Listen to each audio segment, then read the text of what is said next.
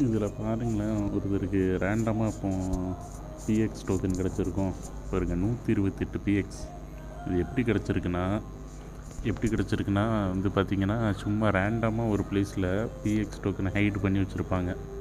இப்போ எல்லோ கலராக இருக்கா ஃபுல்லாக, அந்த இதில் பாம் போட்டுருணும். இந்த டிஎன்டி பாம் இருக்குதா, அதை போட்டால் கருப்பாயிரும். போட்டதுக்கப்புறம் அதோட எல்லோ கலர் ஆல்ரெடி அது எந்த கலரில் இருக்குதோ அந்த கலரை நம்ம அடிக்கணும். ஓகேவா, அந்த கலர் அடித்தா தான் வரும். இப்போ நான் ஒயிட் கலர் இருக்குதா, ஒயிட் கலர் அடிக்கிறேன். இப்போ ஒயிட் கலர் அடித்தா இதில் ஏதாவது இடத்துல ரேண்டமாக பிஎக்ஸ் கிடைக்கும்.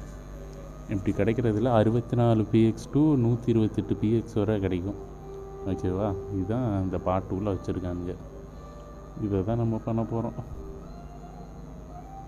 அதனால் இது வந்து கஷ்டம்தான். டிஎன்டி பாம்பு இப்போ வாங்கியே முடியல. ஒரு ஸ்டாருக்கு எல்லாம் ஆல்ரெடி எவனாவது கொத்த வாங்கி வச்சுருப்பானே, அவன்லாம் போட்டு விட்டா தான் உண்டு.